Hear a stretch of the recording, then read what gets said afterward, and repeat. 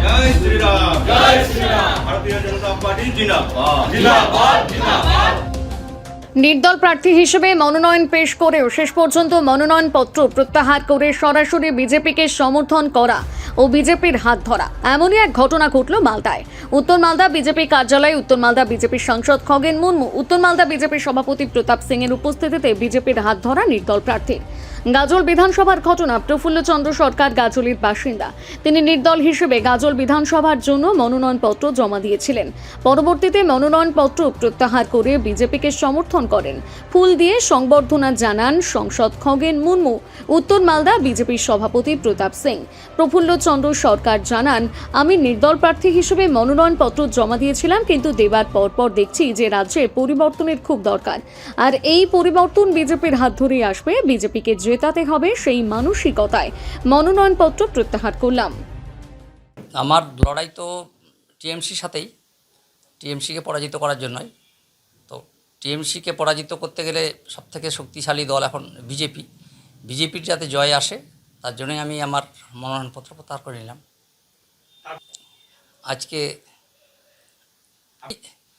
চলে আসলাম আমি বিজেপিকেই সাপোর্ট করে আমার যারা কর্মী সমর্থক আছে কাজে ঝাঁপিয়ে পড়ার জন্য আহ্বান করলাম আর কি সবাইকে। বিজেপি এখানে পশ্চিমবাংলাতে এখন টিএমসিকে হারানোর জন্য বিজেপি ছাড়া তার অন্য কোনো দল নাই, আর সেটা পারে বিজেপিই পারে। বিজেপি ছাড়া বিকল্প কোনো দল নাই। হ্যাঁ, সেই জন্যই আমি আর প্রার্থী প্রত্যাহার করলাম আর কি। বিজেপির হয়েই কাজ করব। আর এই ঘটনাকে কেন্দ্র করে শুরু হয়েছে রাজনৈতিক তরজা।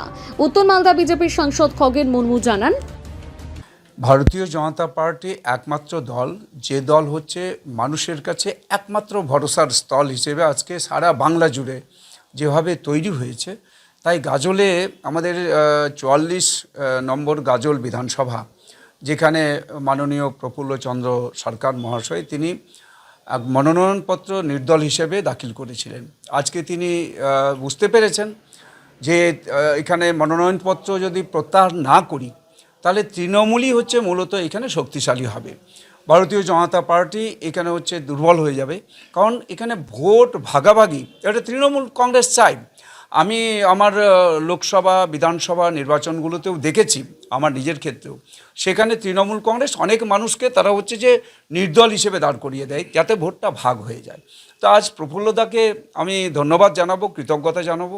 আমাদের মাননীয় আমাদের উত্তর মালদা সাংগঠনিক জেলার সভাপতি সম্মানীয় প্রতাপ সিং মহাশয় তিনি বলেছেন, আমাদের ইনচার্জ এখানে আছেন আমাদের মহাদেব সরকার মহাশয়, আমাদের নদিয়া থেকে তিনি আছেন ইনচার্জ হিসেবে, জেলার ইনচার্জের দায়িত্ব পালন করছেন। আমাদের সাধারণ সম্পাদকগণ এখানে আছেন, আমাদের এখানে মিলন দাস আছেন যিনি গাজলের, আমাদের আরেকজন ইনচার্জ চাচলের। তো আমরা এই যে কাজ করছি, মানুষ এখন বিশ্বাস করছে যে একমাত্র ভারতীয় জনতা পার্টি পশ্চিমবাংলায় সুশাসন আনতে পারে, পশ্চিমবাংলায় শান্তি বজায় রাখতে পারে, শান্তি ফিরিয়ে আনতে পারে।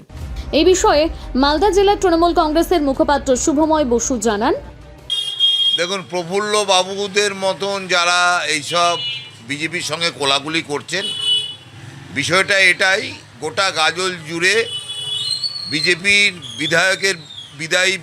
বিধায়কের বিরুদ্ধে জনরোষ চলছে এবং বিজেপির কর্মীরাও মেনে নিতে পারছে না।